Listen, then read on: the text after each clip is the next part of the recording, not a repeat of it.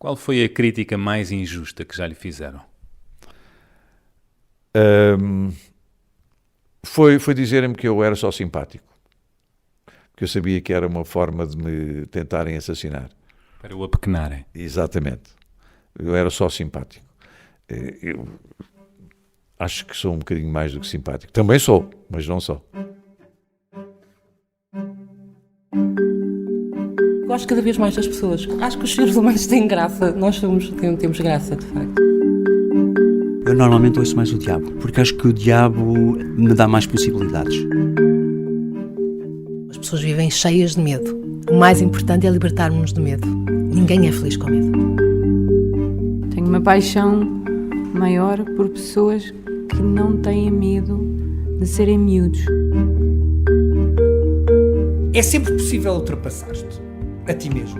Dá muito trabalho, mas é possível. Houve um momento em que eu deixei de me preocupar. Senti a felicidade, a plenitude e senti que, caramba, é mesmo isto. Eu sou feliz. Esta vida é um romance. A beleza das pequenas coisas. Porque toda a gente tem uma história.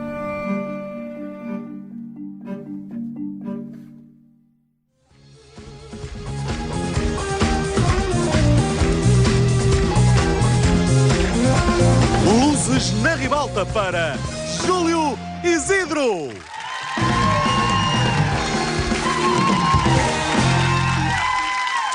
Olá, meus queridos amigos, para todos, muito bom dia, boa tarde, boa noite. Estejam a ver-nos, com certeza, através da RTP1, da RTP África ou da RTP Internacional.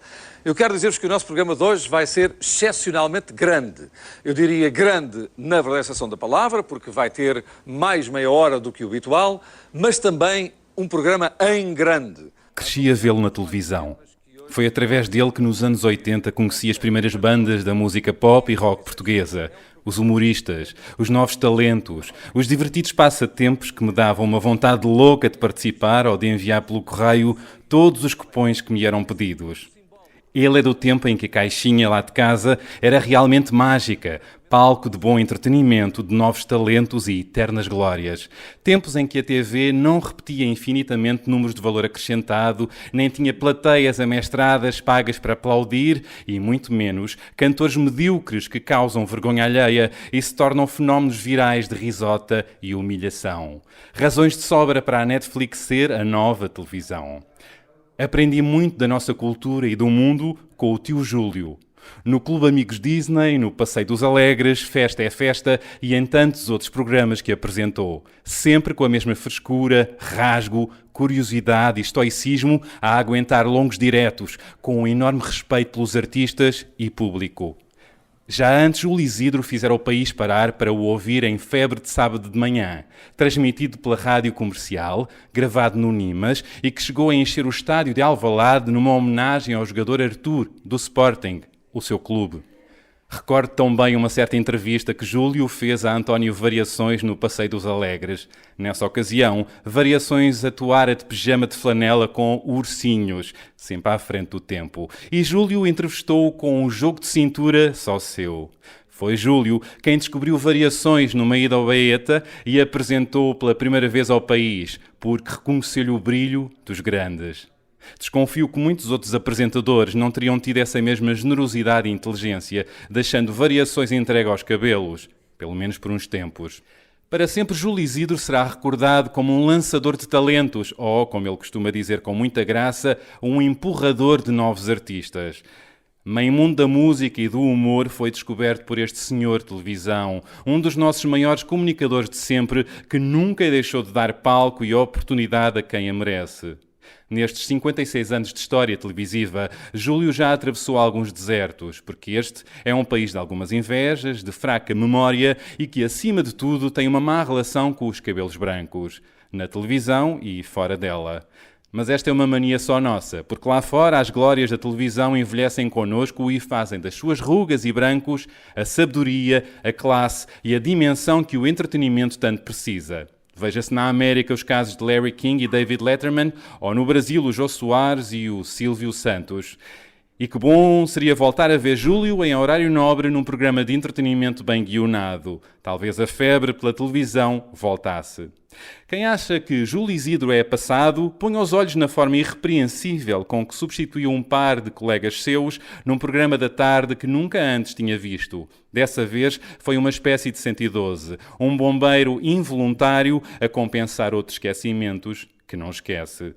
Há 6 anos que é possível vê-lo na RTP Memória com o talk show inesquecível, a fazer o que faz tão bem há tantos anos, conversar. Esquecermos o passado de memórias que Júlio Isidro tem para contar seria quase um crime. E como Júlio não é dado a atos fora da lei, acaba de escrever a sua autobiografia, onde conta de onde veio, como tudo começou, as adversidades, os imprevistos, as tristezas e alegrias deste longo passeio por onde caminha na vida.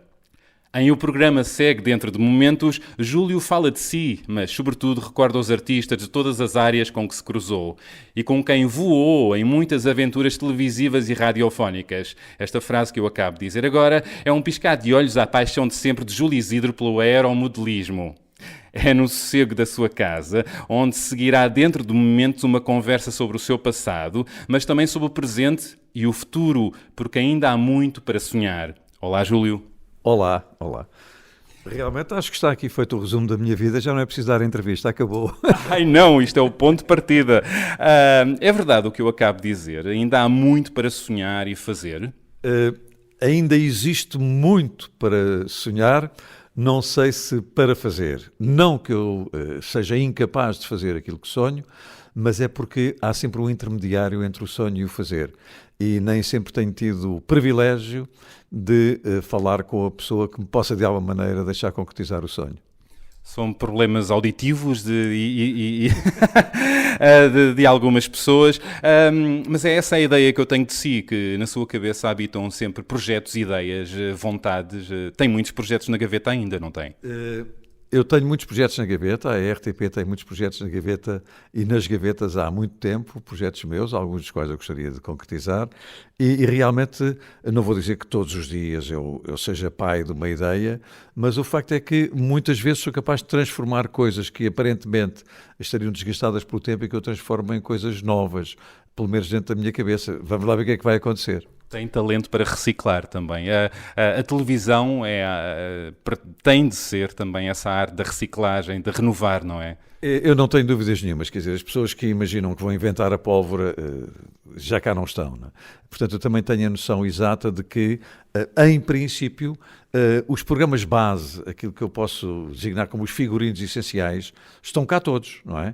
Mas um show de talentos pode ter muitos nomes, pode ter muitas formas de fazer, pode ter muitas formas de aproximar, senão todos os jornais eram iguais, todas as rádios eram iguais, todos os fatos eram iguais, todas as refeições eram iguais. Não, há muita maneira de cozinhar, também televisão.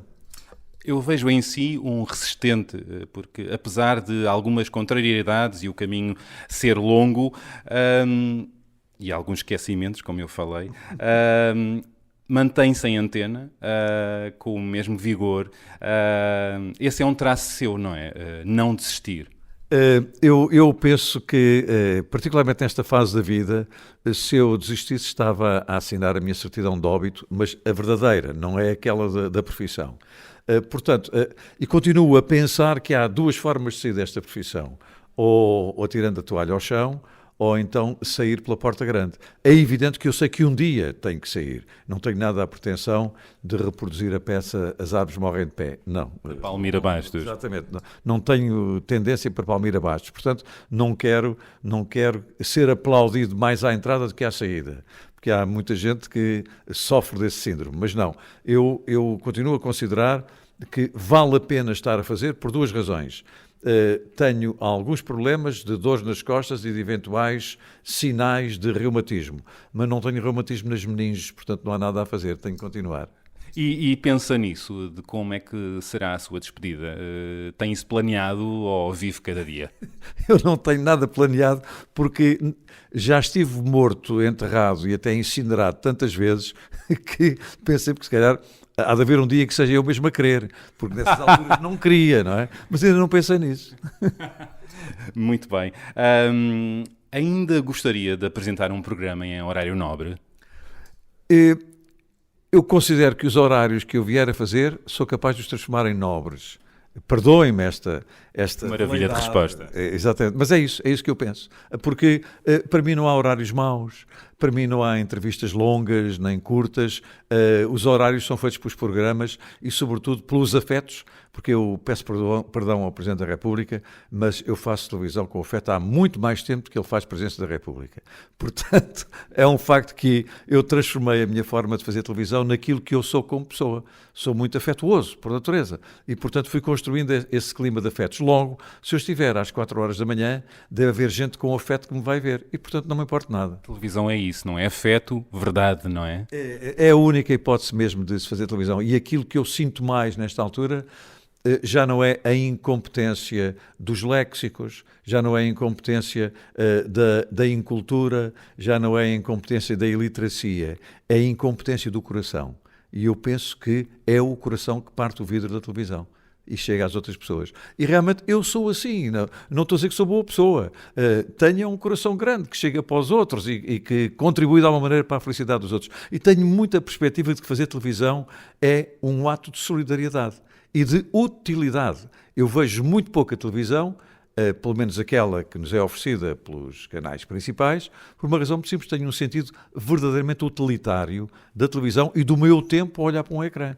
Portanto, quer dizer, considero que aquilo que eu tenho vindo a fazer ao longo da minha vida, provavelmente algumas vezes não fui bem sucedido ou tão bem sucedido, foi oferecer às pessoas que veem a televisão alguma coisa que lhes seja útil, quanto mais não seja uma enorme gargalhada que tem muita utilidade, particularmente nos tempos em que vivemos. Os tempos em que vivemos. Como é que vê esta televisão? Vê nela esta incompetência de coração, no coração?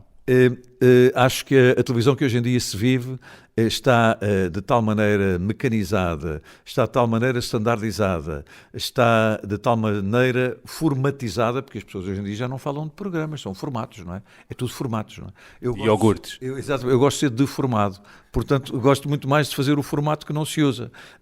Eu sou um defensor acérrimo da capacidade dos portugueses de inventarem programas. Porque é que nós não somos capazes de inventar programas? Também chegámos à Índia e ao Brasil, também inventámos mares, não é? Portanto, o Júlio inventou muitos formatos, não é? Aliás, eu acho que...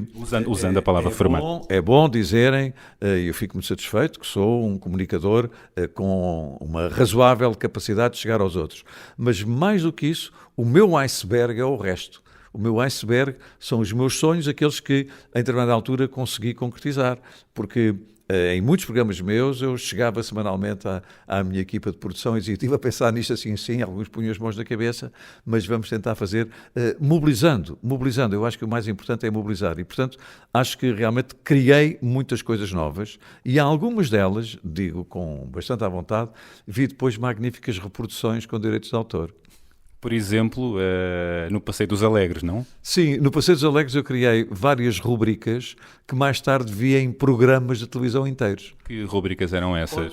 Por exemplo, vou dizer uma, eu criei no Passeio dos Alegres uma coisa que chamei-lhe papel químico. Ou seja, venham cá vestidos, enfim, da forma mais parecida possível com os vossos cantores favoritos, ou com um cantor qualquer, e venham cá cantar uma cantiga dele. Pronto, não digo mais nada agora, procurem aí. Isso faz-me lembrar qualquer coisa. Umas estrelas em formato de chuva, não é? O Passeio dos Alegres!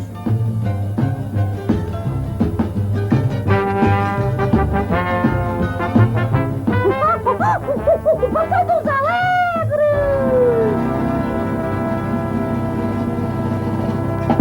Se o desafiassem hoje a surpreender com um programa cativador de audiências, sentia-se capaz de o fazer? Tinha vontade de o fazer, como o fez há uns anos, quando a Maria Elisa lhe ligou para ocupar um espaço no sábado, não é? Foi o início do Passeio dos Alegres. Era o domingo. A Maria Elisa telefonou-me, vem cá falar comigo, e disse: olha, tenho aqui 4 horas e meia ao domingo. Bolas. 4 horas e meia.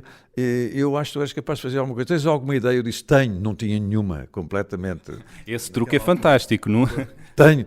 Nunca se diz não, não é? Meu caro amigo, é que raramente me ofereceram alguma coisa. Eu fui sempre atrás, não é? Aliás, se há alguns erros que eu tenho cometido na vida, foi muitas vezes pedir trabalho, que é a pior coisa que se pode ver. Ninguém pede trabalho a ninguém. Tem que se oferecer trabalho. Até eu ter conseguido compreender esta nuance entre pedir e oferecer, São os ocupados, aqueles que têm muito trabalho, que atraem mais trabalho. Exatamente, trabalho, ou não, ou pelo menos cargos, atraem cargos na razão direta da distância. Exato. Mas então, estava a contar essa história, como é que foi isso? A Maria Elisa desafia-o a ocupar um tremendo número de horas ao domingo, foi para casa? Fui para casa, comecei a magicar, assim, o que é que eu posso oferecer às pessoas?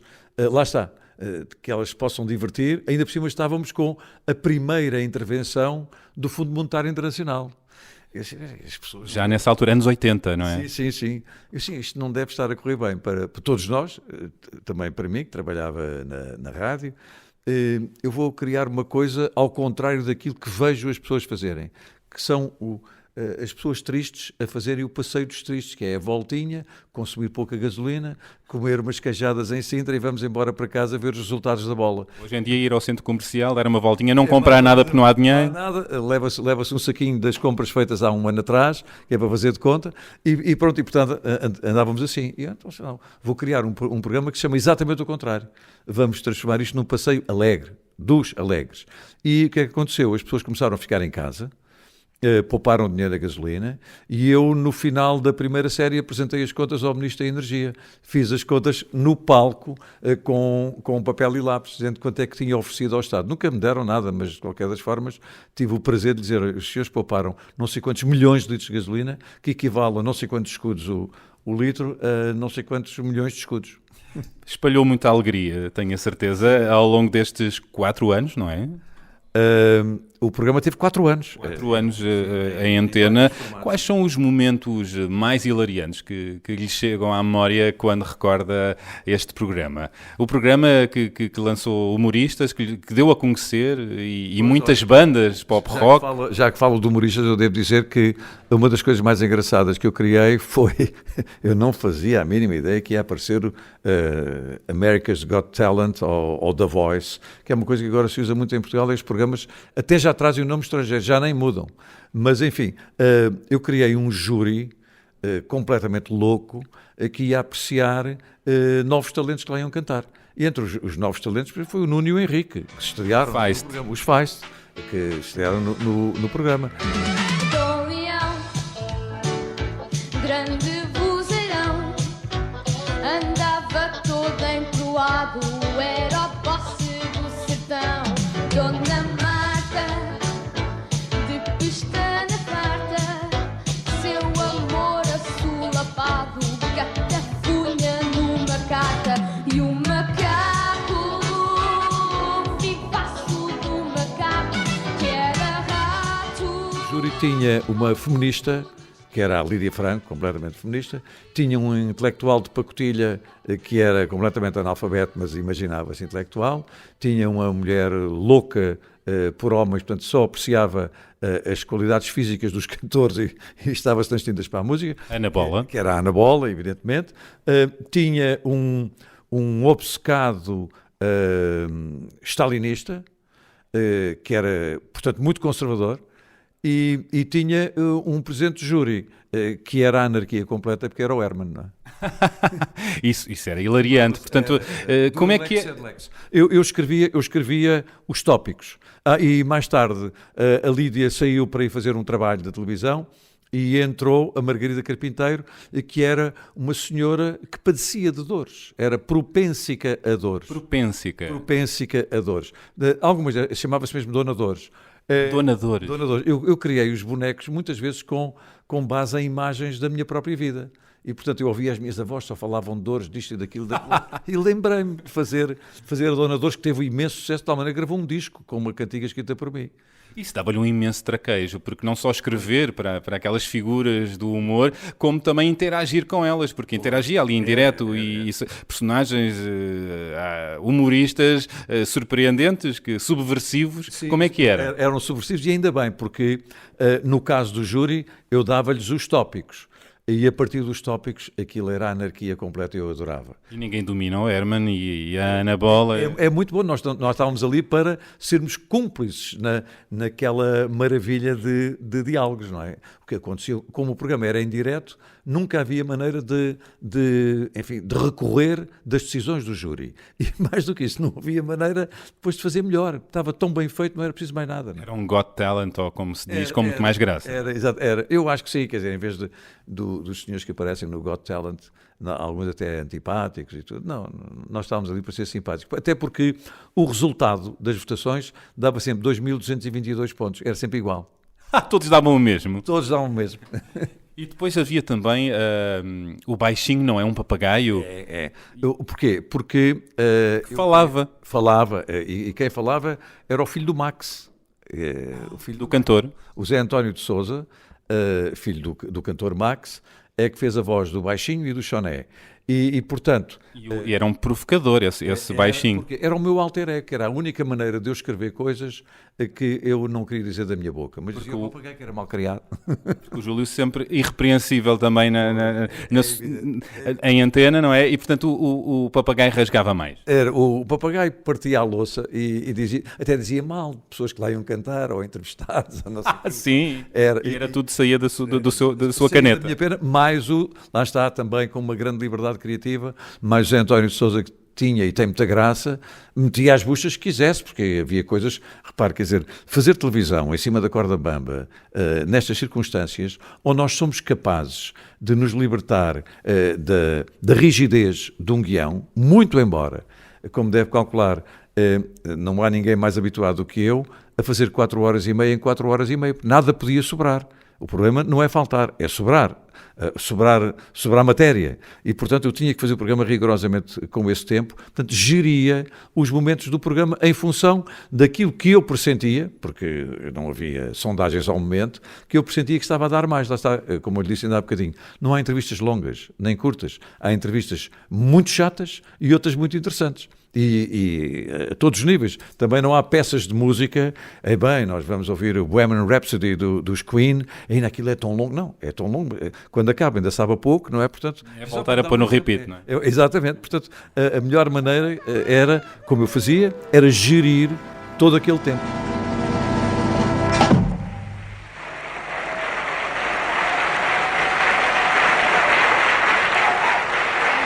Meus amigos, para todos muito boa tarde, aqui estamos nós para as últimas 4 horas a 15 minutos do Passeio dos Alegres. Tenho um amigo meu que é do ofício, que é o Nunes Fortes, que às vezes estava nos bastidores noutros programas meus com a mesma duração e a determinada altura os assistentes de realização estavam preocupados porque eu estava atrasado 5 minutos ou 10 minutos, não sei o que, e eles diziam, não se preocupe, aquele daqui ninguém já acerta. Eu ia acertando porque aparecia uma coisa com um bocadinho menos interesse e eu abreviava. E passado um bocadinho estava tudo a bater certo. Ainda hoje o Inesquecível tem 1h30, é gravado live on tape, nunca parou, só no dia em que cair o cenário é que pode parar, e termina sempre com 1h30. É um ótimo maestro, não é? De bastidores também. E é uma coisa que eu faço, que passa, esta conversa parece um autoelogio que até quase me choca, mas é uma coisa que eu faço que é o seguinte, que é nunca dizer ao meu entrevistado, ao meu interlocutor, olha, vá lá, seja rápido porque, olha, o relógio, ouve-se tantas vezes, não é? Olha, o tempo urge. Como é que dá a volta? O entrevistado está a estender-se, está a começar a falar de matérias menos interessantes para a antena, como é que dá a volta? Às vezes é meter uma pergunta que faça enviesar o discurso. Isso não é boa técnica. É fazer outra pergunta em cima. Agora já expliquei o truque, pronto. Os bastidores são sempre fascinantes, então, nesses programas, em direto, dessa outra televisão dos anos 80, são muito curiosos. Recorda-se de algum momento hilariante que se passou nesses diretos que ficaram? Recordo-me de muitos momentos hilariantes, alguns deles, naturalmente, passados com o Herman e também com o Mário Viegas, que foi uma das minhas mais gratas invenções, se é que o Mário Viegas seria inventado. Ele inventava-se a ele próprio. Lá está. Portanto, figura genial. O meu mérito foi tê-lo convidado para fazer na rádio comigo um programa chamado Palavras Ditas. O programa começou com 1/4 de hora e passado uns tempos tinha meia hora e passado uns tempos tinha 50 minutos. E que era feito completamente de improviso. Ele telefonava-me na véspera a dizer: estou a pensar dizer estes poemas assim, assim. E eu sonorizava os poemas ao mesmo tempo. Porque pertence àquela geração dos chamados clínicos gerais. E, portanto, eu faço as sonorizações e as edições e as montagens e os textos, e se for preciso também vou varrer o estúdio. E então, nesta circunstância, ele telefonava: olha, agora vou dizer, no próximo dia vou dizer Eugênio de Andrade, e vou dizer mais não sei quem, Invenção do Amor, do Daniel Filipe. Depois chegava lá no dia seguinte e ia dizer outra coisa completamente diferente. Tinha-lhe passado uma coisa para a cabeça durante a noite. E nós fazíamos o programa, reinventando o programa, através de um diálogo. E eu com discos ia sonorizando aquilo que ele ia fazendo. Portanto, acho que foram momentos muito bons e há um particularmente hilariante. Curiosamente estou a fugir para a rádio, mas também é uma costela que agora me custa não estar a fazer, mas houve também uma vez em que o Herman, com as loucuras habituais que tem, estava no papel de Tony Silva e resolveu sair da área de atuação e ir um pouco para a área das câmaras. E aproximou-se de uma das câmaras e tirou o cabo de alimentação à câmara. E resolveu meter os dedos na ficha, que felizmente não entraram. Sempre irreverente? Sempre irreverente, e aquilo não tinha 220 volts, tem 2500 volts. Ai. Felizmente Herman está vivo, o que significa que não acertou nos buracos. Se tivesse acertado, teríamos perdido o mais talentoso humorista português. Teria corrido particularmente mal. Sim, senhor. Mas depois rimos imenso, mas antes foi um susto. Tony, venha até aqui, Tony, por favor. O que representou para o Esté a participação num programa como o Passeio dos Alegres? Olá, Júlio Isidro, estás bonito? Olá, Tony Silva. Olá, juventude! Olá!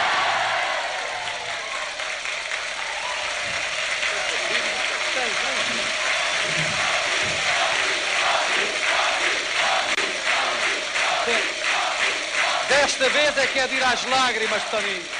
No Passeio dos Alegres, corrija-me se eu estiver enganado, vários passatempos, entre eles, não foi aí que conseguiu colocar dezenas de pessoas dentro de um Mini? Foi. 27. 27 num Mini. Como é que ninguém esborrachou? Não se preocupem as pessoas que vão no autocarro para a buraca, porque há sempre lugar para mais um. Eu consegui fazer isso porque aquilo foi um crescendo. As pessoas primeiro, uma de cada vez. Não é? Exatamente, eu primeiro convidei colegas meus, eu fazia ginástica no Ginásio Clube Português, colegas meus mais novos, malta muito mais nova, e foram 12. E 12 ginastas arrumaram-se bem. Portanto, semana a semana havia grupos candidatos que lá chegavam e, curiosamente, todas as semanas ia aumentando. E não eram anões? Não. Pessoas bem constituídas. E alguns no final, não sei se teriam feito regime, não sei porque pareciam subalimentados, mas o facto é que o último, onde entraram 27, foi uma coisa que correu o mundo. Evidentemente, se hoje tivesse havido aquilo que há hoje, as redes sociais, vocês imaginam, não é? Mas mesmo seria assim, viral, não é? Era. Mesmo assim, eu tenho aqui telex da passagem de um clipe exatamente dos 27 no Mini na televisão japonesa. E passou na Eurovisão também. Foi uma coisa muito engraçada. Entrou no Guinness? Não, mas podia. Pois foi, também não nos lembrámos de nada disso. E ficou uma espécie de embaixador da marca, não? Não, quase. Não, pelo contrário, porque eu tive um episódio muito interessante no final daquilo. O Mini foi oferecido à equipa, não sei como é que eles repartiram. Deve ter saído bem destruído, não é? Exatamente. Não, nós tivemos que reforçar, a partir para aí da terceira ou quarta edição, refizemos a suspensão do carro. Pois o carro abria as rodinhas e ficava ali, não é? Portanto, nós tínhamos aquilo sustentado por uma suspensão especial. Mas no final, uma pessoa do marketing daquela altura da British Leyland convidou-me para ir falar com ele, e eu fui lá falar, porque não havia nenhum interesse comercial, para eles havia, está a ver o que é um Mini durante semanas em exposição. E disse uma coisa muito engraçada: eu queria convidá-lo para almoçar com lagosta e tudo. E eu achei uma coisa... Como prémio. Pois, como prémio. Eu pensei, bem, vão-me atirar para cima da mesa as chaves do Mini, emprestado, já não estava a pensar que me desse. Hoje em dia dão-se estes carros com facilidade a quem faz presenças em discotecas. Verdade. Mas a mim não. Eu pensei, bem, se calhar vão-me emprestar um Mini. Eu andava num pequeno Citroën Visa. Portanto, seria simpático. Mas não, disseram que era com lagosta e tudo. E eu disse... O que fez à lagosta? Não, disse para meterem a lagosta no porta-bagagens do Mini.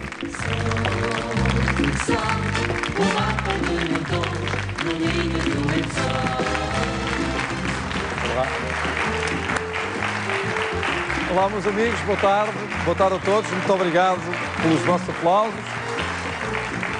Pois aqui estamos para mais uma edição dos Sons do Sol. Esses tempos, anos 80 e 90, era outra forma de fazer televisão, não é? Uma televisão que não se faz hoje e talvez não se repita.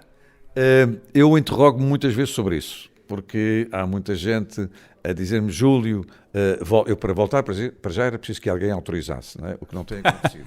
Mas quando me solicitam para isso, eu tenho que parar para pensar. Voltar 2 vezes ao mesmo local, onde as coisas aconteceram bem, é muito difícil. Então, a gente sabe que as sequelas nem sempre são bem-sucedidas no cinema, no teatro, na música, etc. Acha que é impossível? Não acho. Por tal sinal, não acho. Tenho pensado muito nisso e penso que é possível, até por duas razões que têm a ver com a forma como a nossa sociedade está a viver, com alguma tristeza, desencanto, não a portuguesa apenas, mas a portuguesa especialmente, porque nós, por natureza, já temos esta tendência de utilizarmos os outros como muros de lamentação. Mas, independentemente disso, eu acho que é possível ainda, em determinados setores e em pontos muito especiais, conseguir televisão para a família, pôr a televisão toda à volta da televisão, pôr as pessoas à volta da televisão, e eu penso que isso é possível. Portanto, de alguma maneira, mobilizar as famílias para alguma coisa que lhes seja comum. Enfim. Seria com um novo Passeio dos Alegres? Eu acho que todas essas coisas deviam manter os mesmos nomes. Eu tenho pensado nisso. Tinha vontade de regressar com esse programa? Seria capaz de fazer alguma coisa com uma perspectiva diferente. A primeira coisa que eu queria fazer era arranjar alguém que goste tanto de fazer televisão como eu gostava e gosto. Ou seja, muito menos com os condicionalismos em que hoje tanta gente está envolvida. Quando eu estou a dizer isto, portanto, não é uma crítica aos mais novos, é que também é a própria máquina que estrangula um bocadinho a criatividade dos mais novos. Não se via a repetir aqueles números de telefone de chamada acrescentada? Não me revejo muito nisso, e mais do que isso. Acho que hoje em dia as chamadas máquinas de produção, e que nem sempre são eficazes, estrangulam completamente a capacidade dos apresentadores também terem alguma liberdade criativa. Também é preciso, por outro lado, que os apresentadores deem garantias de que, se estiverem a nadar sozinhos, não vão para o fundo. Claro. Quer dizer, isto é uma questão de saber o que é que as pessoas... Nesse aspecto. Envolvida em coisas produzidas por outros, e às vezes...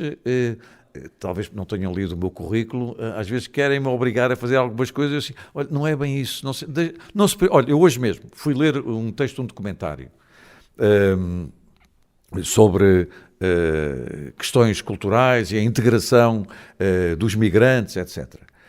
E a menina que me veio dar o texto disse-me, olha, há aqui algumas palavras difíceis, se precisar de parar, para... Dar-lhe uma espécie de lição. Exatamente, e eu disse, quais são as palavras? E eu vi lá multiculturalismo, que era difícil. Pronto, deixa estar que eu leio tudo seguidinho, não se preocupe. Lá li o texto, e quando acabou, ela disse, mas fez ao primeiro take? Sim, fiz, podia-me ter enganado, mas fiz ao primeiro take, muito obrigado. Lá disse diversidade, que ela estava com medo que eu tivesse dito diversidade, se calhar com ser cedilhado, não sei. Está habituada a outros comunicadores, é isso? Eu penso que sim, eu já tenho assistido a muitas repetições, eu não gosto muito de repetir, mas devo dizer que não é um autoelogio, é um elogio a uma geração. Quer dizer, eu tenho imensos colegas, infelizmente muitos deles ou já não estão em atividade, ou até já cá não estão, que tinham o mesmo tipo de exigência. Quer dizer, foram obrigados a essa estaleca. O direto obriga a isso. Quer dizer, não há hipótese. Desculpe, me enganei. Vou ali já venho. Não pode ser, não. As palavras não se apanham no ar, está dito, não é? Pois o nosso concurso de hoje é especialmente dedicado a um número muito volumoso dos nossos ouvintes, exatamente às mulheres, em especial e em exclusivo às mulheres. Isto porque nós estamos a passar neste momento na cabine um disco que se chama The Man, I Don't Depend on You. E nós hoje vamos sugerir às nossas ouvintes que nos apareçam aqui no Parque Eduardo VII, vestidas exatamente com casaco, calça, camisa e gravata. O Júlio acaba de escrever a sua autobiografia. O programa segue dentro de momentos. Digo escrever e sublinho porque foi mesmo escrita pelas suas próprias mãos, não é? Não foi um ghostwriter, outra moda, não é? Que outros apresentadores e figuras da televisão usam. Porquê é que decidiu escrever este livro agora? Porquê é que decidiu contar a sua história? Olha, uma razão muito simples. Andavam a pedir-me exatamente, ghostwriters andavam-me a pedir para eu dar assim uma grande entrevista, daquelas 4 ou 5 horas, para escrever a minha vida. Ah, é? E eu disse a todos, não, muito obrigado, quando eu quiser escrevo eu.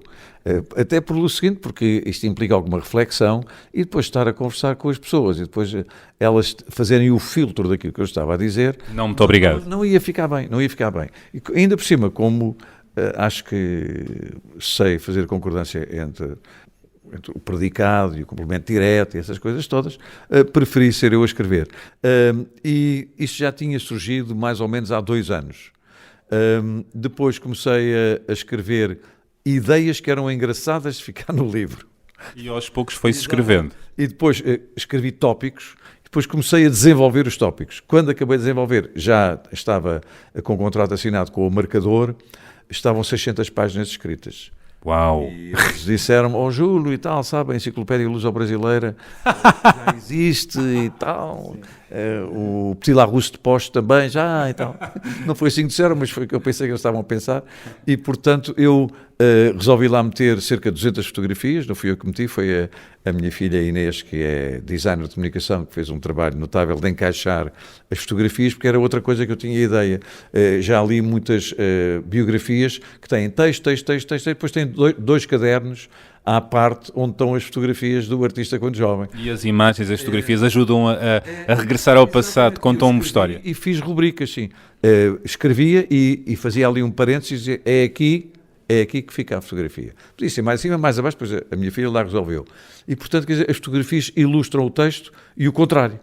E, portanto, resumi, fiquei com 200 páginas aqui guardadas e como o programa se chamava, o livro se chamava O Programa Segue Dentro de Momentos, olha, está ótimo, porque realmente segue mesmo qualquer dia dentro de momentos. Para o outro livro. Para o outro livro. Está tanta coisa, eu escrevi... Ficou muito por contar. 2 capítulos, escrevi eu, um deles a dizer do que é que não falo. E um outro a dizer quais são as entrevistas sobre as quais eu gostava de ter falado e que não falei. Ficou muito por contar. Muito contar, muito. Portanto, poderá seguir outro livro. Dou um enorme salto no tempo para chegar aos dias de hoje, porque considerei que era já agora curioso para que os mais novos que só me conhecem de agora também tivessem uma referência, se não pensavam quem é este fulano de cabelo castanho e sem uma ruga na cara, sem óculos, tal, que fazia televisão, podem não saber quem é. Assim, pelo menos, eu falo do inesquecível e falo do trás para a frente, portanto, falo da minha passagem e presença na RTP Memória. Tenho o prazer de conversar com um dos mais talentosos e dinâmicos radialistas dos últimos 50 anos, o meu querido amigo João Paulo Diniz, que também tem obra televisiva. Saboreiem até ao último minuto este inesquecível. Esta obra é, como disse Batista Bastos, autor do prefácio, uma forma de não participar num embuste da omissão, para que um certo passado televisivo não seja esquecido?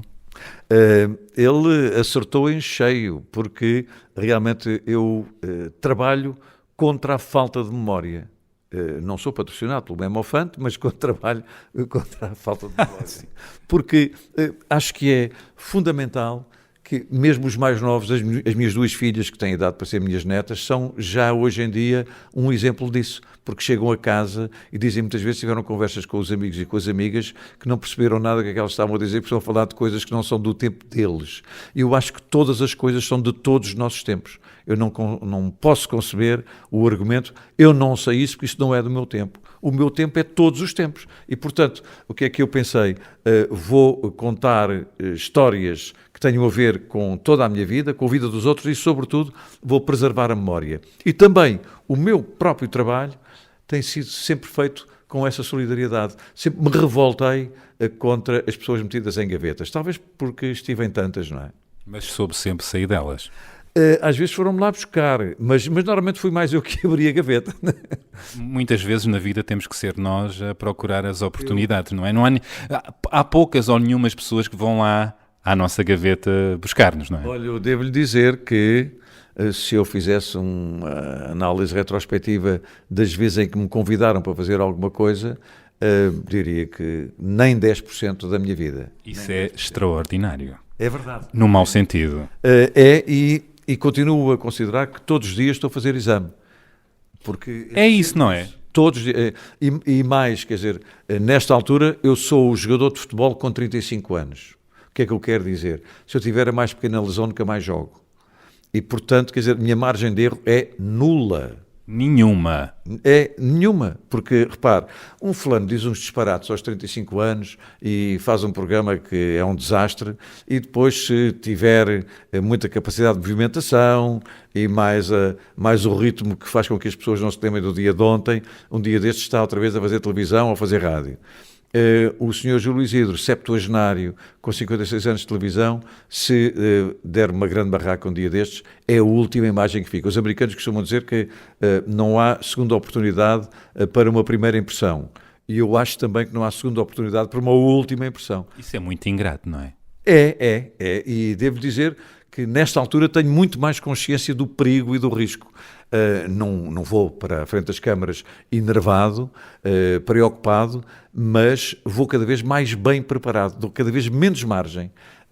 Eu não uso teleponto, não uso ratinho de orelha com pessoas a dizerem-me o que é que eu tenho para dizer. À antiga? Sim, quem quiser fazer-me sinal que estou 5 minutos atrasado, escreve num papel e mostra-me, e eu depois continuo. Portanto, cada vez me preparo mais no sentido, vou conversar com alguém, leio muito sobre essas pessoas, sobre o meu convidado, preparo-me, quero que ele saiba que eu sei dele. É também até uma questão de respeito para com os outros. Quer dizer, eu não gosto nada de ser entrevistado por alguém que se vê perfeitamente que não percebeu nada do que é que foi a minha vida, não foi fundamentar-se em coisa nenhuma. E acho que isso é muito desagradável. E não compra aquele truque de certas pessoas. Eu não li nada sobre si porque quero que me surpreenda. Isso é o truque do mandrião, não é? Quer dizer, do mandrião, isso tem toda a razão. Já me disseram isso também. Júlio, como é que começou? Ou então, como é que é? Já me fizeram uma entrevista e começaram assim. Então, como é que é? Como é que é o quê? Como é que é? Como é que eu sou assim? Se o sou eu sou assim. Ficou uma pausa, ficou assim um silêncio constrangedor, não é? Exatamente como é que é. Já me perguntaram. Por exemplo, assim, em intervalos de peças e não sei o quê, estreias, que eu vou também, a pergunta, o que é que está a sentir? Sim, olha, estou a sentir vontade de ir à casa de banho, por isso é que é o intervalo, já venho. Não digo isso, mas penso, umas graçolas. Olá, meus amigos. Então, para todos, muito bom dia. Bom dia. Há uma coisa muito curiosa. Acabei de ter à minha frente, os meus amigos aí em casa, uma coisa que tem mesmo a ver com estes anos todos de televisão. Estamos no mês de março ainda a comemorar estes 58 anos de televisão e eu consegui recordar uma coisa tão engraçada de há uns anos atrás. De vez em quando a emissão parava e então aparecia aquele cartaz que dizia o programa segue dentro de momentos.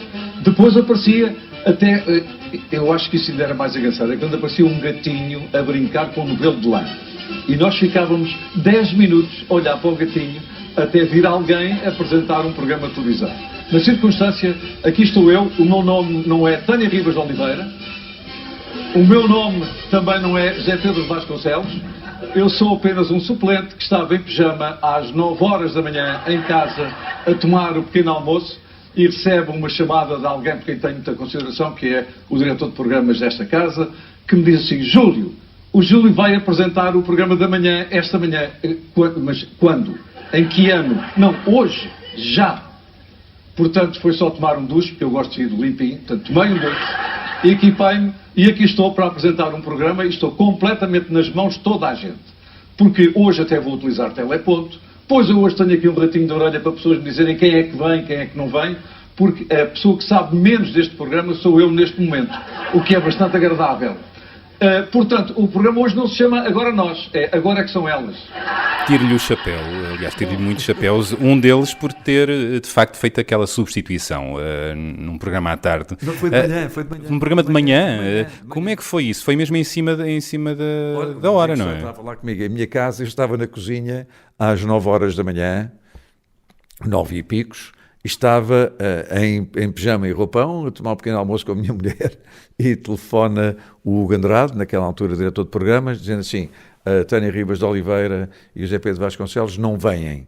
O Júlio não se importa ficar a fazer o Agora Nós. Uma coisa como se fosse uma sugestão assim normalíssima. Às 13, e eu, tal sinal, nunca tinha visto o programa. Porque sai mais cedo e portanto, é um horário que não é um horário próprio de quem trabalha. E, portanto, eu não via habitualmente o programa. O que lhe tira um bocadinho o tapete, porque gosta de ter o TPC bem feito, não é? E eu disse que, bem, Hugo, eu vou já para aí, consigo. O que é que vou tomar um duche? Está bem, tomei um duche. Convém limpinho, convém. Eu gosto, é com mais revoluções. Também fui para o 25 de Abril depois de tomar duche. Antes disso, não barba para fazer e tal, não me apeteceu nada. Era para os outros. Exatamente.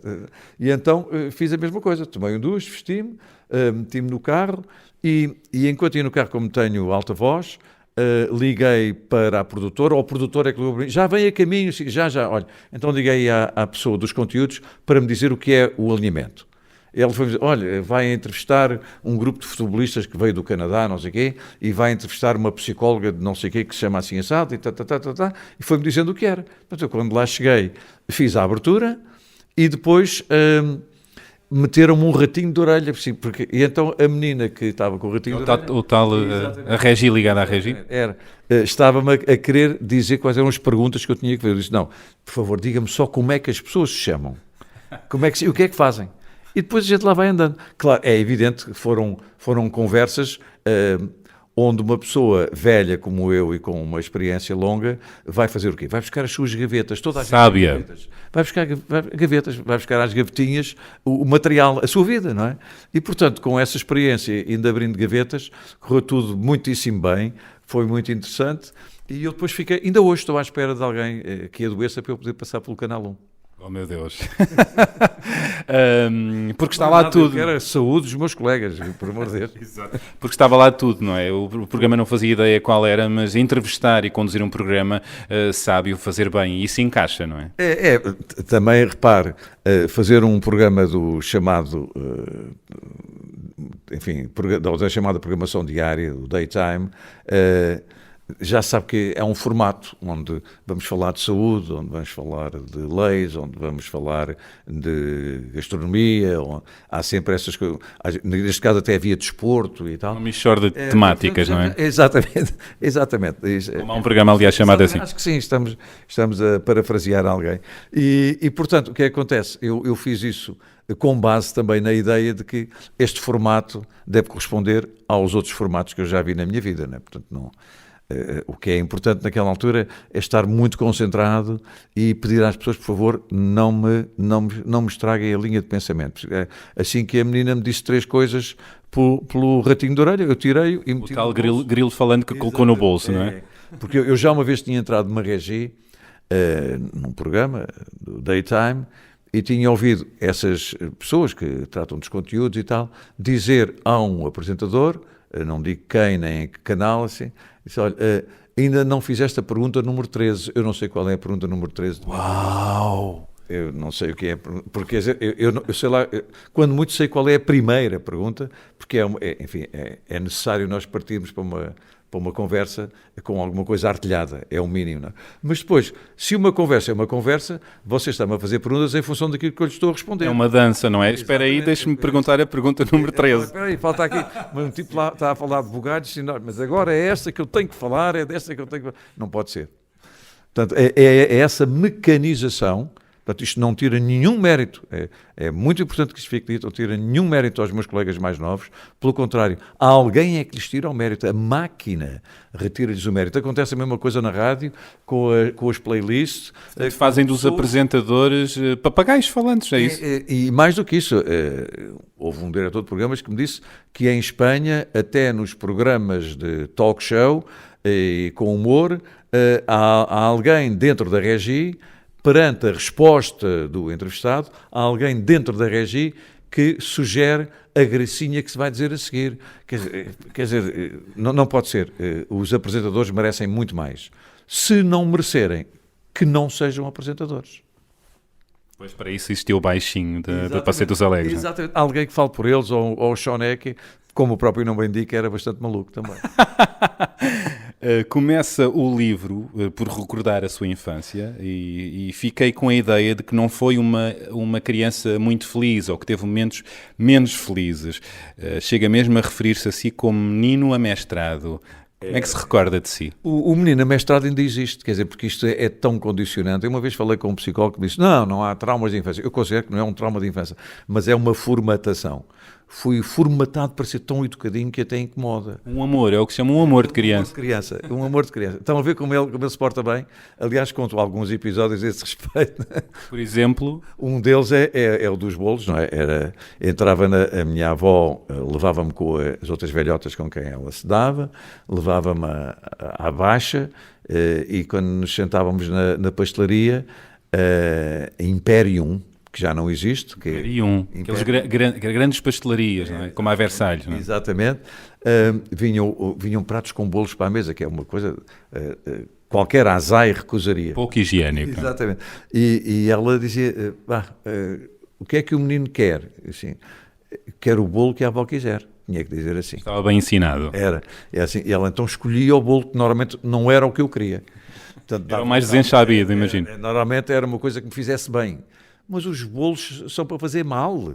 Deixem as crianças ter nódoas negras, não é?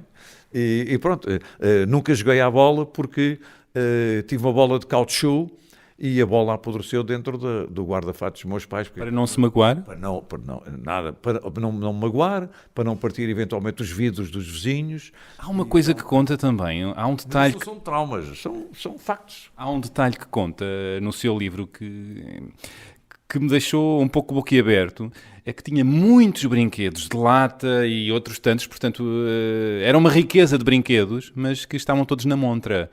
Para brincar tinha que usar molas de roupa. Exatamente. Talvez tenha começado a nascer aí a minha capacidade criativa, é preciso reinventar, porque eu até aos 10 anos vivia bem, a família vivia bem. E nessa altura compravam brinquedos extraordinários, quase todos eram brinquedos em lata naquela altura, com corda, ainda não havia brinquedos elétricos e tal. E eu lembro-me, eram carros de corridas, eram carros de bombeiros, e então mandaram fazer uma prateleira no meu quarto, inacessível para a minha altura, onde estava aquilo que era para mostrarem às visitas, estão a ver os brinquedos do meu filho, ou do meu neto. Nas casas eram mais as avós, porque a minha mãe gostaria que tivesse sido de outra maneira. Mas eram bons demais para a criança estragar. Não pode mexer nisso. E tínhamos também, em cima do meu guarda-fato, um exército lindo de soldados de chumbo. Naquela altura não eram de chumbo, eram de massa. E eu então, como não podia mexer nos soldados, peguei em molas da roupa, pintei-as, fiz os soldados e tive o meu exército também. Genial. O que é importante é fazer coisas. E fui fazendo. E, portanto, nasceu aí um pouco a sua veia criativa, não é? Fiz isso e fiz teatros e fiz máquinas de projetar. Uma caixa de sapatos, não foi? Exatamente. E, portanto, quer dizer, acho que hoje em dia facilitar tudo às crianças também é, de alguma maneira, tirar-lhes a capacidade inventiva. E, portanto, se calhar esta repressão, que eu devo dizer que não era, provavelmente, apenas do Julinho da Avenida João Crisóstomo, se calhar o outro menino em frente também era assim, nós conhecíamos mais ou menos, até eram educações... Era uma época. Era uma época marcada, porque se o dono disto tudo era quem era, austero e ditatorial, tudo isso emanava depois para as famílias e, portanto, nós éramos assim todos. Foi uma criança menos feliz, por isso? Eu acho que sim, devo dizer, um episódio ou outro magoaram-me, mas devo dizer que, apesar de tudo, considero que tive pais magníficos. Amigos espectadores, aqui estamos nós no Cais das Colunas, em Lisboa, para esperar o nosso simpático, o nosso querido Dói-Dói, que acaba de fazer uma grande digressão pelo estrangeiro, em que não foi acompanhado, a não ser pelos seus sobrinhos, pelo Pincelada e pelo Rato Renato, porque eles já vieram para Lisboa, onde estão à espera, até, aliás, já há bastante tempo. Começou muito cedo na televisão, julgo que aos 15 anos, não? Aos 15, sim. Começa a apresentar o programa juvenil na RTP. Mas antes recebera um não redondo, depois de fazer testes, não foi? Sim. Consta, porque o acharam o mais feio dos candidatos. Exatamente, o mais feio da final, pois. De todos os candidatos. Eram 300, e depois aquilo foi feito em eliminatórios, tipo Taça dos Campeões Europeus, e portanto, na parte final, não sei, éramos uns 16 ou 8, se calhar até éramos menos. 8 não éramos, 16 também, não lembro, talvez uma dúzia. e depois de termos feito as últimas provas... Tinha-se saído bem? Eu achava que sim, particularmente para a minha idade e para os conhecimentos que eu tinha da língua portuguesa, e também tínhamos que ler textos em francês e em inglês e tal. Acho que as coisas me tinham corrido bem. Mandaram-me chamar e com uma frieza contundente disseram: olha, tu foste o melhor, mas não entras porque és o mais feio. E eu fui-me embora para casa chorar, claro, como devem calcular. Como é que se resiste nessa idade depois de um comentário tão cruel? Olha, para já, porque eu não fazia a mínima ideia que no Brasil já existia o professor Pitangui. Não terá sido por isso. Mas não foi agradável, eu pensar numa coisa que já me aconteceu inúmeras vezes na vida. É sentir que estaria bem para fazer aquilo, mas por outras razões, normalmente já não é pela fialdade, mas se calhar é por aquilo que teve de oportuno na sua introdução. Se calhar o cabelo branco tem-me prejudicado imenso, mas eu não faço intenções de o pintar por causa disso, e portanto já fiquei fora várias vezes por razões exteriores à minha eventual capacidade. Noutra fase foi a sua figura diferente do que eles estavam à espera. Era, e de repente chegaram à conclusão que era, apesar de tudo, imprescindível que lá estivesse alguém que tinha mais. Eu entrei porque tinha só mais uma vantagem, é porque era bricoleur. E, portanto, como eles queriam no programa juvenil um momento de bricolage, sabiam que eu mexia bem com as mãos, e então comecei por apresentar umas coisinhas com uma rubrica em que eu fazia barcos e aviões e automóveis e prateleiras e não sei o que, fazia tudo e mais alguma coisa. Era um carpinteiro em cena. Digamos, era um programa de culinária feito com bricolage. Nesse programa, para além da bricolagem, existiam outras secções, não é? E apresentava com o João Lobo Antunes, exato, não é? Com o professor Lobo Antunes e com a Lídia Franco. Lídia Franco. Os três primeiros apresentadores foram exatamente o João Lobo Antunes, eu e a Lídia Franco. Há um detalhe muito bonito que conta no seu livro sobre este programa e sobre o professor João Lobo Antunes. Consta que ele recebia muitas cartas de telespectadoras encantadas pelos seus olhos azuis, mas o Júlio não recebia. Até que um dia começa a receber várias cartas de algumas fãs. Quer contar isso? Realmente é verdade. Eu vi ao receber as cartas e enfim, não há ninguém que não, particularmente jovens com aquela idade, que não gostasse de, enfim, ter uma fã. Ter o seu clube de fãs, digamos assim. Ele tinha. As meninas choviam em cartas para ele e tal. E eu, como não recebia, também cheguei a casa e lamentei-me desse facto. E, passado uns tempos, comecei a receber umas cartas simpáticas. Finalmente. Sim, e tal. Gostávamos muito, gosto muito de si, é muito querido. E não sei, Estou a começar a faturar, é o que se costuma dizer. Está a pegar. Só uns anos mais tarde vim saber que eram as minhas irmãs, generosamente, que escreviam com várias letras e depois assinavam com vários nomes para eu ficar com o ego mais tranquilo. Isso é bonito, isso é amor. Eu tenho duas irmãs gêmeas, Dadinho e Dadão. Ainda lhes agradeço porque realmente resolveram um problema psicológico gravíssimo. Eu não recebia cartas. Por amor. Mas recebia outras. Recebia cartas completamente. Eu também ensinava xadrez na televisão com o mestre Joaquim Durão. Mas recebi cartas, por exemplo, como é que se faz o carro de madeira com caixotes de sabão e tal, assim. Eram as cartas que eu recebia. Ou então, qual é a fórmula da comida para os pombos, que eu até columbofilia ensinei. Uau. Então, qual é a fórmula para os pombos correios e tal. Isso eu tinha cartas, mas agora descobri que há algumas cartas já verdadeiras. E nessa altura... Sim? Sim, já tenho algumas verdadeiras. E guardas? Tenho tudo guardado numa mala.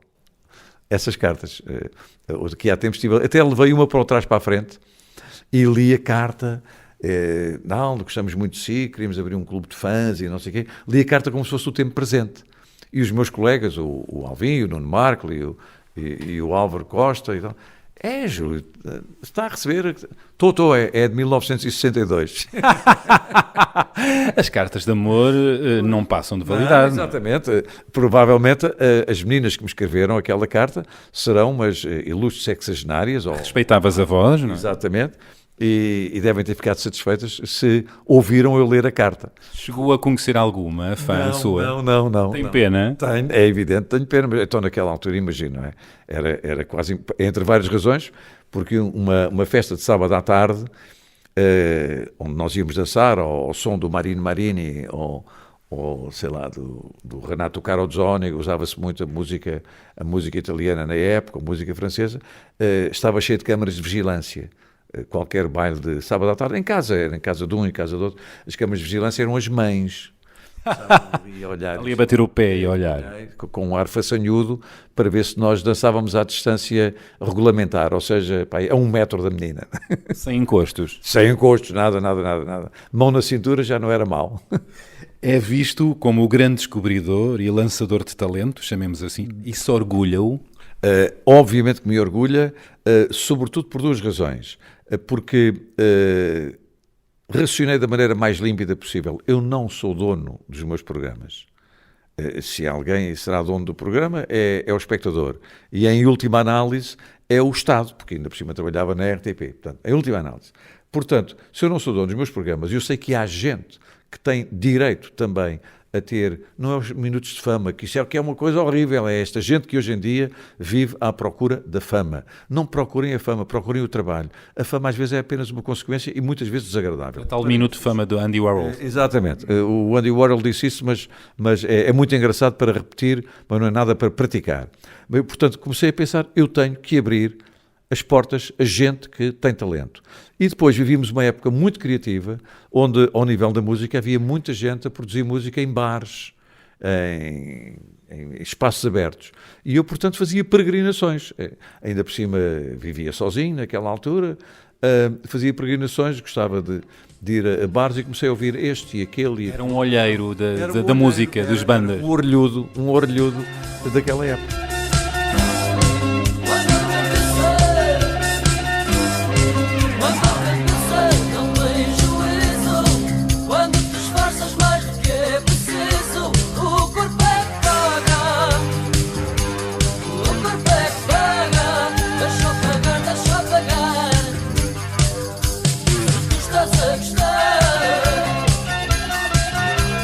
Eu não resisto a perguntar-lhe, para recordar como é que descobriu o António Variações, que eu sei que foi quando um dia foi cortar o cabelo a determinado sítio. Eu fui cortar o cabelo porque havia um contrato da RTP com a Isabel Queiroz do Val. E, portanto, eu fui à Isabel Queiroz do Val, que ficava ali no Imavis, e quando entrei, ainda por cima era um cabeleireiro, dizia-se, enfim, misto, mas era muito mais de mulheres do que homens. Era o único homem ali. Naquela altura estava a ser.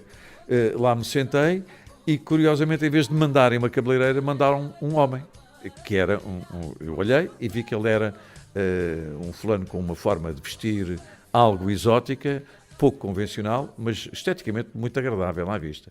Já então, com aquelas barbas? Sim. Não, ainda não tinha um bigode, penso eu. Um bigode, acho que não tinha barba naquela altura. Não tinha. E então, começou-me a cortar o cabelo e perto do final disse-me, sabe uma coisa, o Júlio Isidro, eu vejo muito lá o programa, o Passeio dos Alex, sabe que eu também faço cantigas? E eu disse, faz. Mas tem alguma coisa gravada? Não. Mas quer gravar? Quero. E ele então disse, então eu vou gravar. E passado uns dias, muito poucos, eu estava num restaurante perto do Imavis, a jantar sozinho com o Sete, eventualmente eu gostava muito de ler o Sete ou outro jornal qualquer, e entra António Variações para a porta dentro, com uma samarra alentejana e de vara-pau, assim, bem, ele vem com um ar... Sempre original.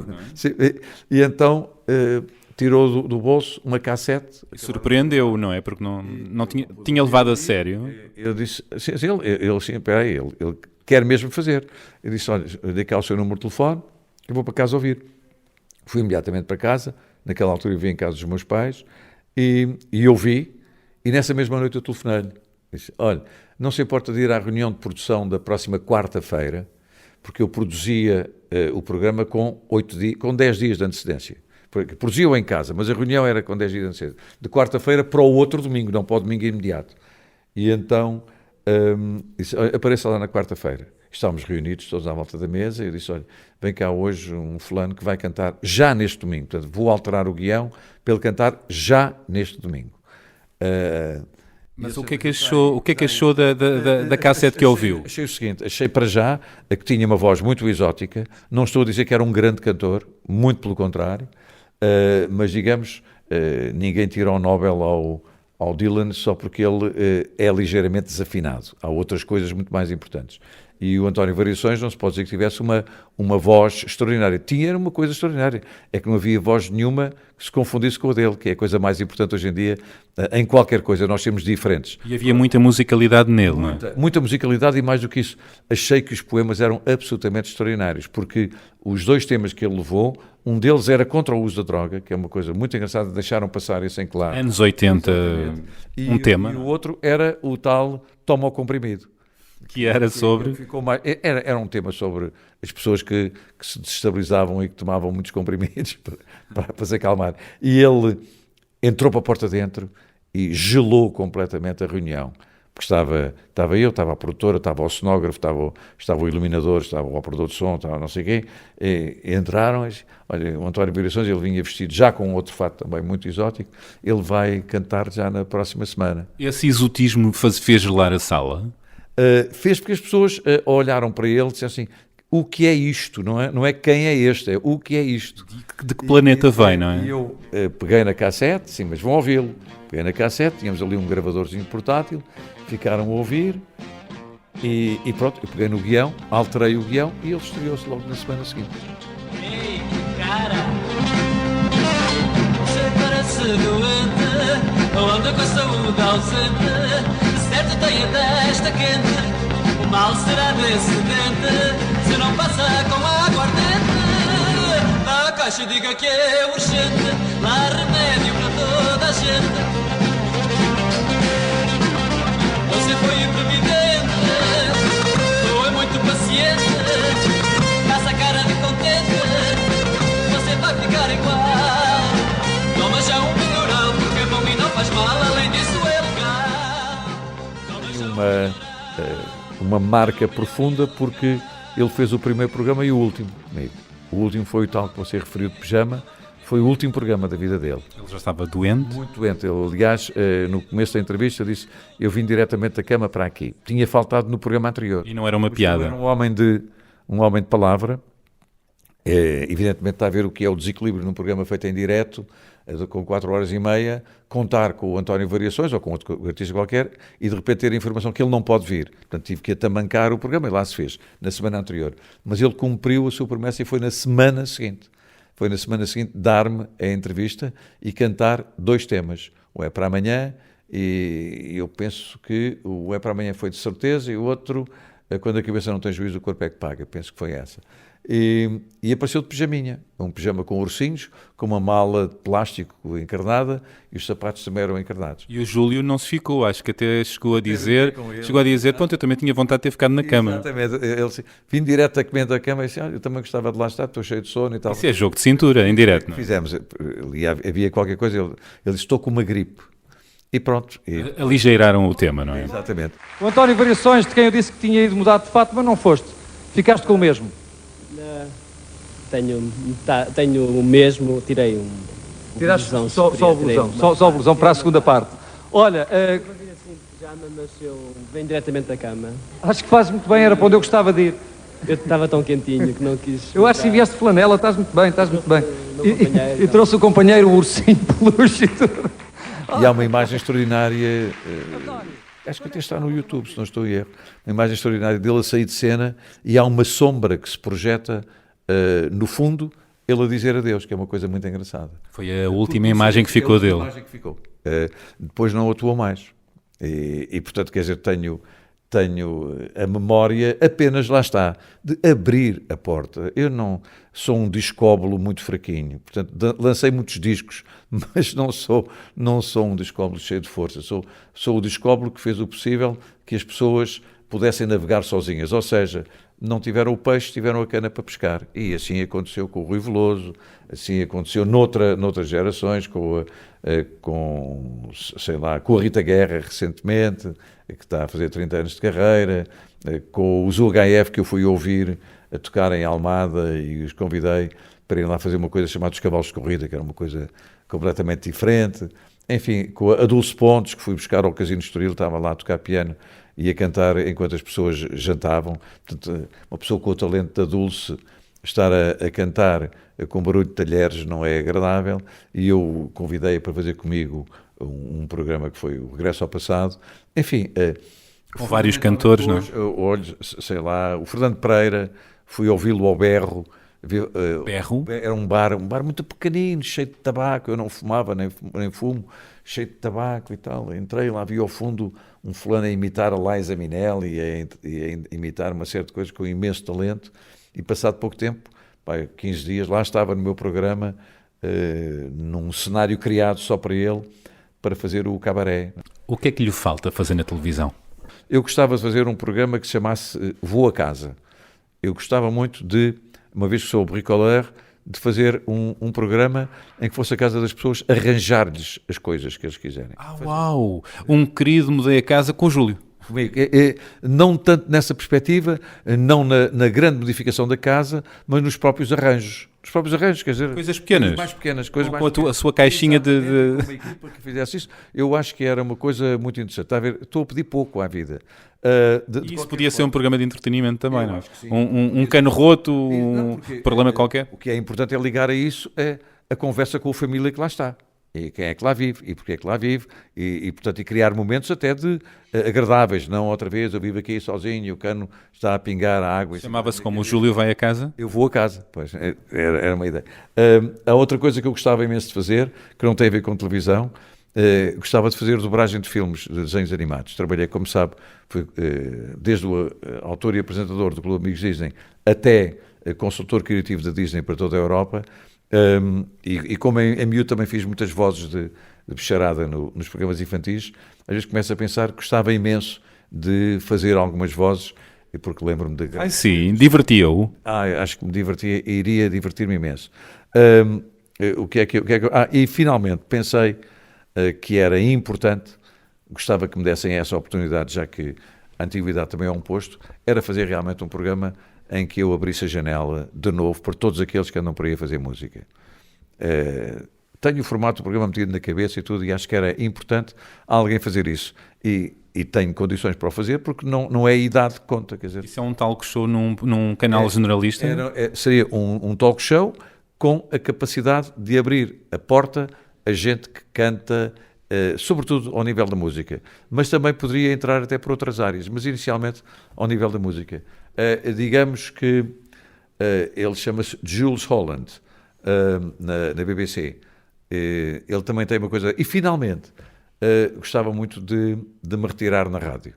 Retiraram-me a rádio há uns anos atrás. Gostava de regressar à rádio. Exatamente. E de me retirar na rádio. Porque há um senhor que faz um programa todas as manhãs da BBC, todas as manhãs de sábado, Sir Andrew Matthews, que faz um programa exatamente à Júlio Isidro. Exatamente. Eu ouço das 9 às 11 da manhã, quando estou em Inglaterra. Portanto, é o Júlio Isidro inglês? Tem 87 anos. Aí não é parecido. Exatamente, não é. E acho que era realmente uma forma muito interessante de trazer às pessoas as histórias das músicas. Ele trabalha com músicas dos anos 50, 60, 70. 50, 60, normalmente.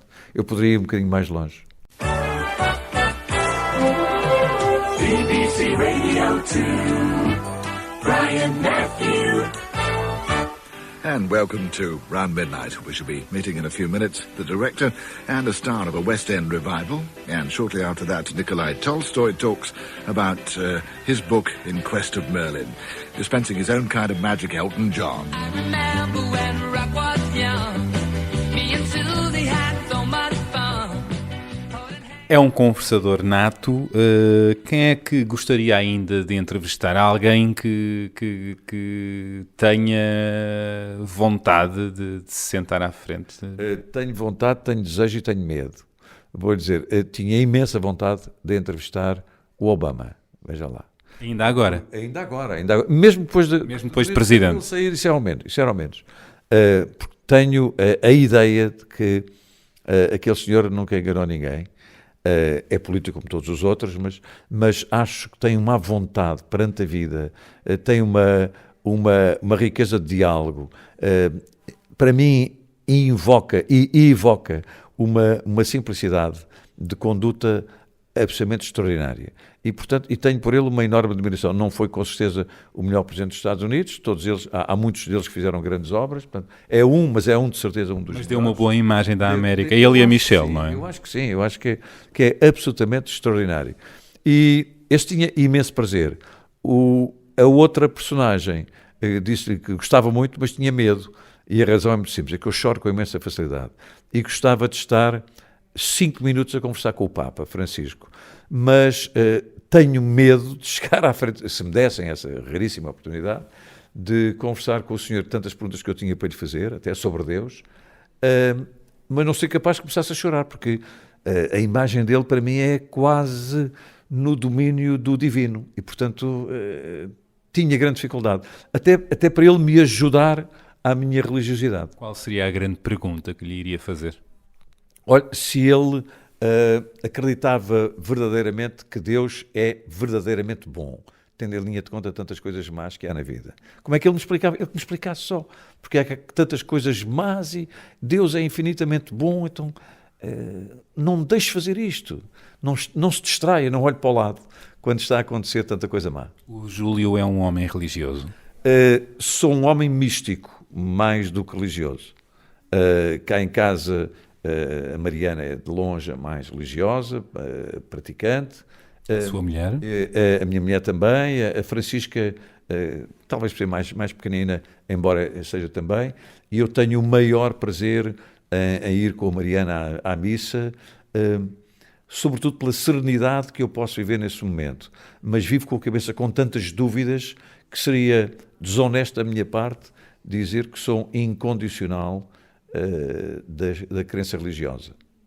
Uma das suas paixões de sempre são os aviões.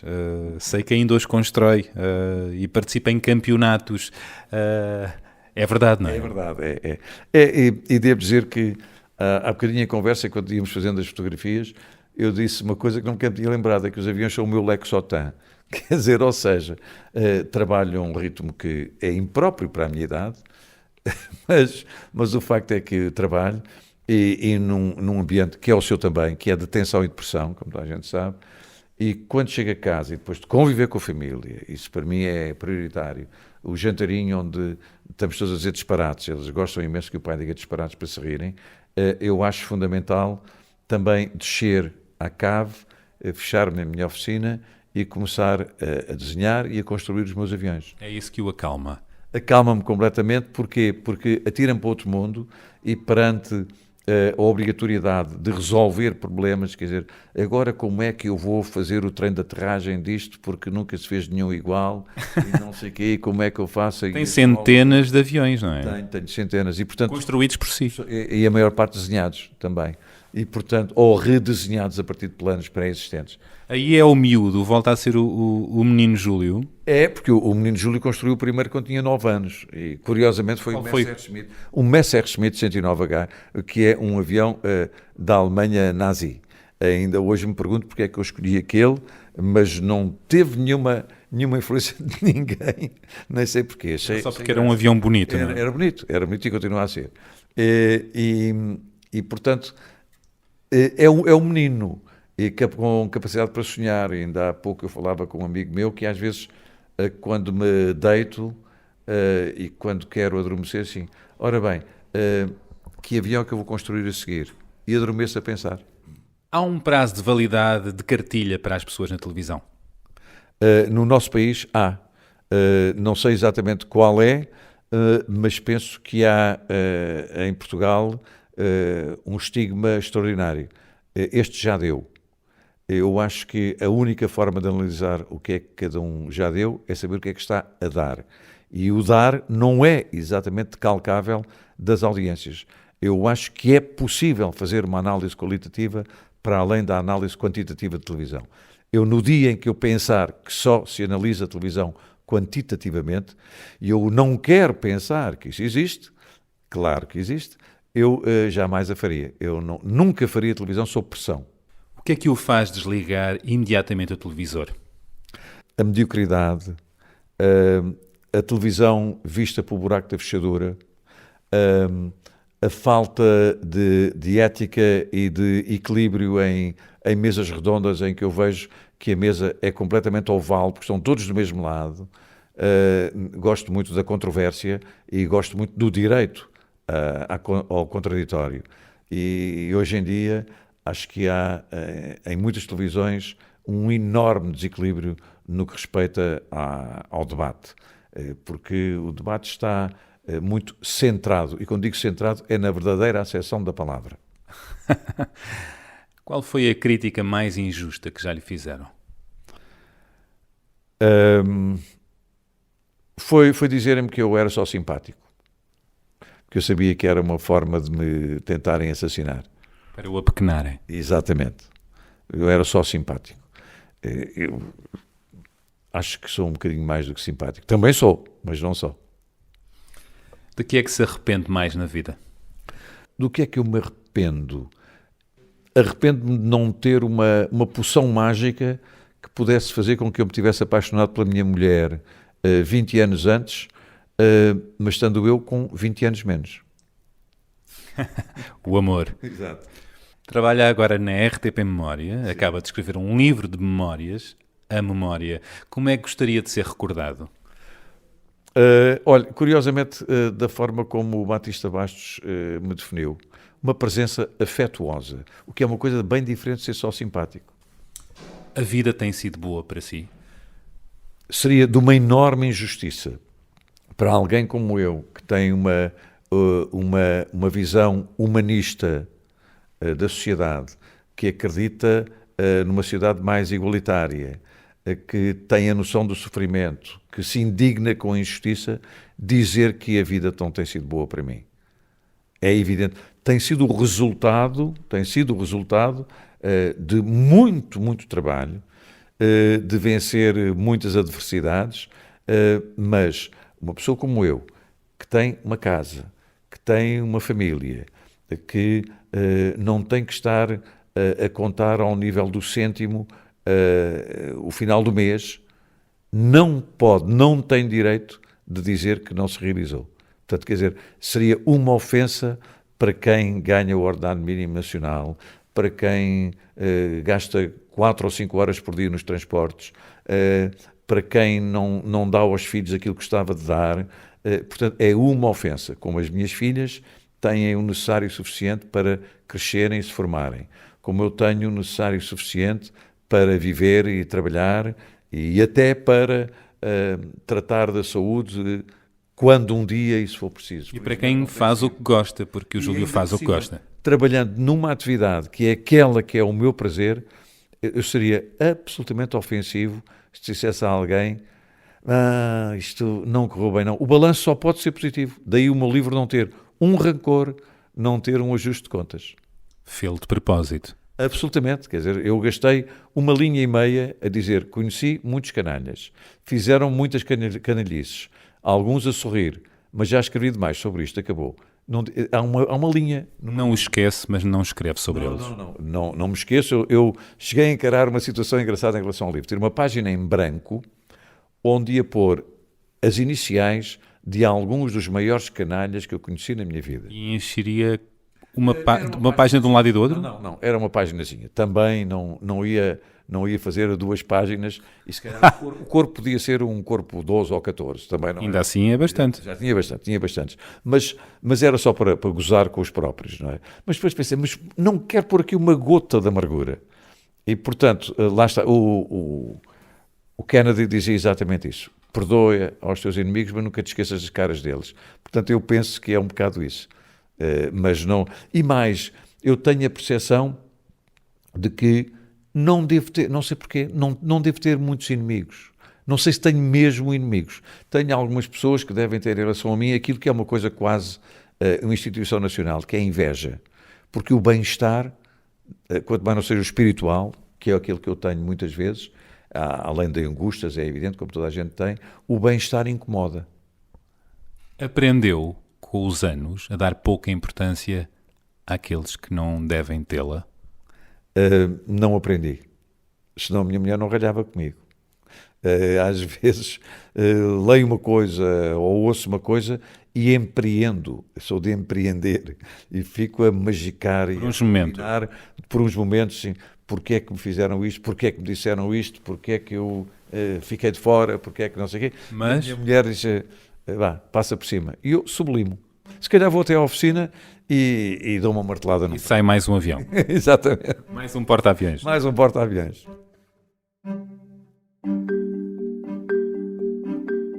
E já sabe, todas as sextas-feiras há um novo episódio no site do Expresso. Estamos também no iTunes e SoundCloud, onde pode assinar, comentar e classificar. Contamos consigo.